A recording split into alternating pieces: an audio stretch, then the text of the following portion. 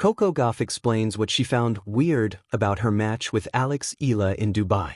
Coco Gauff demonstrated why she is one of the best players in the world by demolishing Eala in Thursday's Dubai Championships quarterfinal.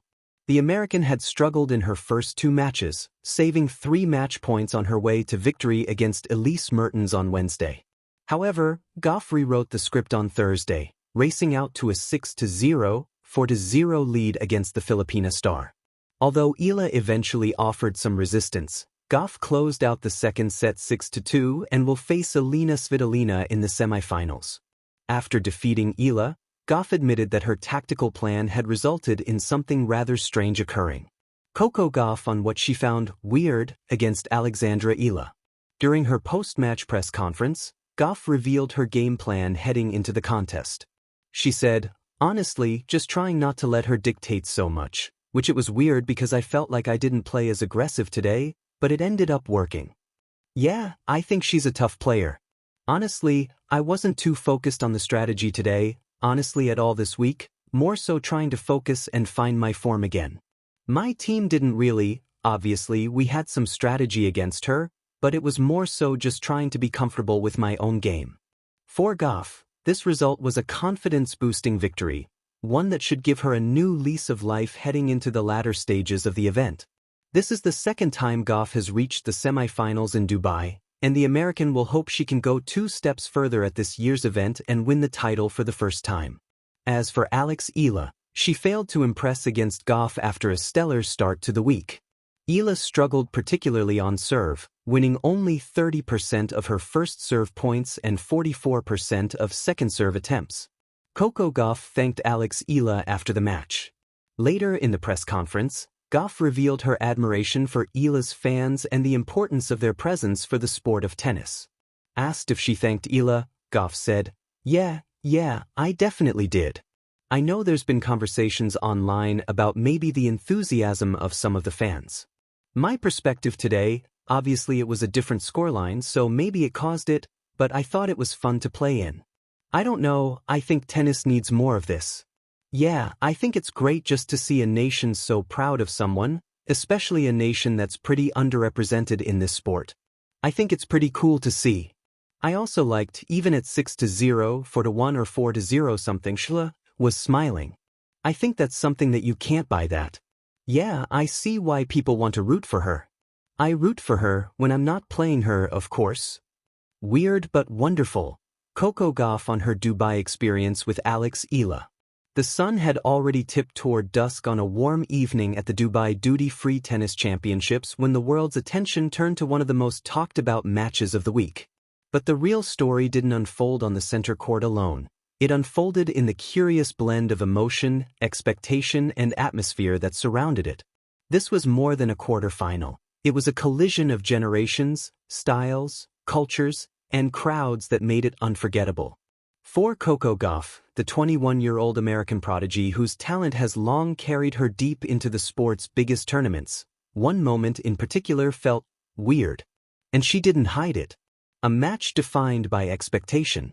Coco Gauff entered Dubai as one of the tournament's top seeds, a powerhouse with 2 Grand Slam semifinals already under her belt. Eala, a spirited 20-year-old from the Philippines ranked well outside the top 20, had captured the hearts of fans with her fearless play and emotional support from those cheering in the stands.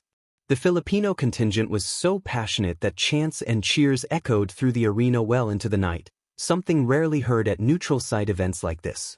In the build-up, it was clear this wasn't going to be just another match. For the crowd, Eala was not simply an underdog, she was their contender abroad, rallying support that felt almost like home. The stadium resonated not only with tennis action, but with genuine emotion. It was intense, and it was unexpected. And this is where Gauff's weird feeling began. When crowd energy feels unusual. After navigating a nerve-wracking win over Elise Mertens to reach the quarterfinals, in which she saved 3 match points, Gauff took center court in front of a packed audience. Almost from the first point, it became clear, the majority were there for Eala. Chanting, cheering, and bursts of excitement after Eala's winning shots filled the air in a way Gauff herself described as notably different from what she's used to. I know you're mostly supporting Alex, but I have to say, it is great to be on a crowded court, Gauff said after her victory. I've played this tournament for many years and to see the stadium full means a lot. In her words, there was both surprise and a kind of appreciation, a strange duality that made the experience feel, well, a little weird. This wasn't hostility, not hostile jeering or disrespect. But it was unusual, a tennis audience so animated and unabashed in rallying for one player in a setting where decorum and neutral support are typically the norm. Gauff, one of the sport's most composed competitors, admitted it was a different feeling, one she had to acknowledge before she could fully process her performance. That strangeness, she suggested, was really about how intensely the crowd was invested. Warm words despite hostile cheers. Even amid the unusual vibe, Gauff's response was gracious. Instead of recoiling, she leaned in. She thanked the crowd for their presence, praised Eala for bringing new eyes and voices to the sport, and even used the unusual energy to her advantage. Whenever you guys were cheering for Alex, I was pretending it was my name, she laughed, capturing the odd but effective way she adapted to the atmosphere. This blend of humor and humility revealed something deeper. Gauff doesn't just play tennis, she feels it. The interplay between player and crowd is not an afterthought for her, it's part of the mental game. In Dubai, that dynamic became especially vivid.